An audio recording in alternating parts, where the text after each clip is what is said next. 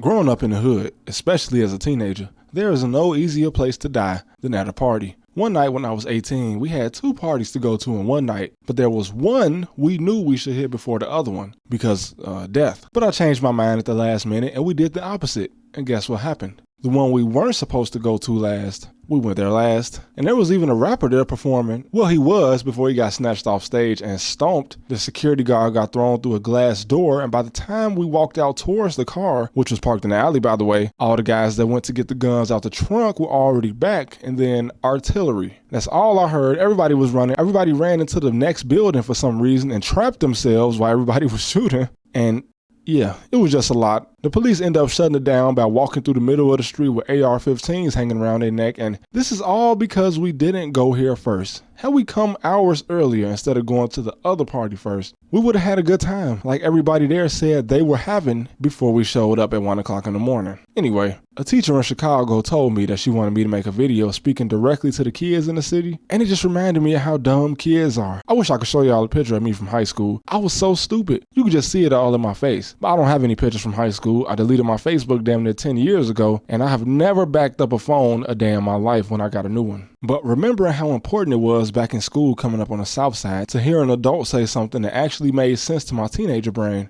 it was very important. The problem is, most of the best tips you can give to a kid are common sense. The older we get, the more we see how this common knowledge used to just fly right over our heads. So I'll make it as simple as I can. There are no rules and regulations in the streets, but let's make this clear. In Chicago, like many other cities, the most active people in the streets are from 6th to 12th grade. If you don't believe me, that means that you might be too old to still be in the streets and you need to reevaluate. Nobody older than that actually has the time to do this. And there's a few guys that make it to 22, but we all know just by living in the city that you're more likely to die by 19 in Chicago if you're really in the streets. So what does this mean for you? When your mama say, all your friends aren't your friends, that's hard to listen to. I wouldn't hear it at all until somebody stole from me. When she says watch who you hang around, this is mostly referring to the people you already hanging around. I had a friend that no matter what, every time I hung with him, something bad always happened. When we were 13, we went to a party he said he found us a ride back from. The ride never came. Turns out he was just trying to hang around some girls and 5 guys upped on us and we got robbed.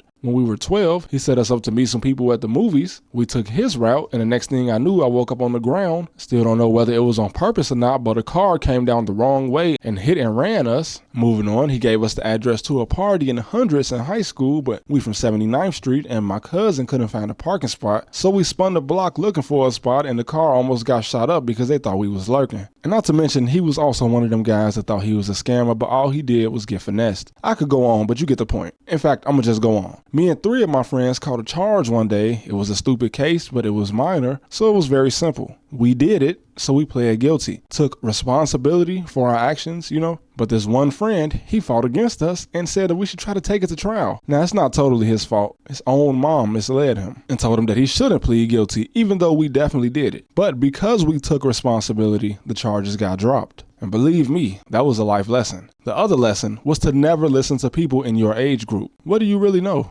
And most of the time, some of your friends can be misled at home by their own parents. When you do something, anything with your friends, just remember, at least 1 out of 4 of them will flip and throw you under the bus to escape any consequences. I don't care how long you've been friends. 10 years means nothing, neither does 20, but don't have to learn that the hard way. This same guy, he was both the first one to buy a gun in the group, which as you don't know is mostly illegal in Chicago, and also the first one to panic whenever the police came around, and he was panicking around the police long before he ever had a gun. And there's a guy like this at every school and every friend group. But once you make it to 25, you should be old enough to realize that you don't need more than 1 or 2 friends. And once you find a wife, you need even less than that. Speaking of that, boys often let their weakness be a girl. You might not want to admit this, but you don't want to look soft in front of a girl, and that's where the problem starts. But when you're not around, one of your friends is looking at your girl. When we were kids, and I'm speaking all the way up to age 21, we tend to wonder why older people don't take us serious. But that's because we fail to see how young we are. Loyalty is not as common as we thought. I've been betrayed by my oldest friend. My second oldest friend was put in the path of 5 bullets by some guys that he thought had some type of loyalty to him. And to an extent, they did. Just not enough to tell him that every time they got in the car together, somebody was going to try to kill him. But he survived. God gave him a chance to learn from his mistake. And he did.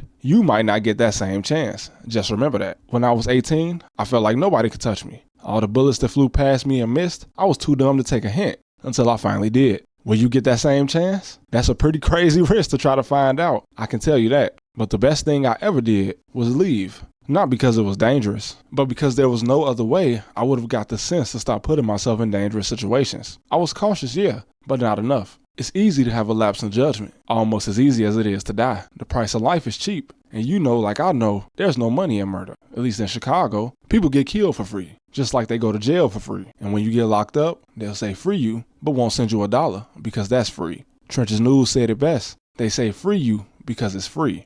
The most important part of high school is understanding that you have options once you graduate, or just once you turn 18 in general. Don't believe the hype. You don't have to be a straight A student to go to college. I made it there on the GED, joined a fraternity, and saw a whole nother side of life. It hit different coming from the South Side. When you up at Purdue University and you walk into a house and they ask you if you want a chef to make you a plate before you go out. And man, I'll never forget my last year living in the hood. I was 19, my best friend had just almost lost his life, and I didn't know what I was supposed to do next. I remember standing there in my mom's basement, smoking my blunt, looking out the window thinking I was never gonna get out of here. But just half a year later, I was, realizing that my small-mindedness held me back, as well as the fact that I didn't even know how small-minded I was. This is for the youth in Chicago, but the youth all over the inner cities in America should take note.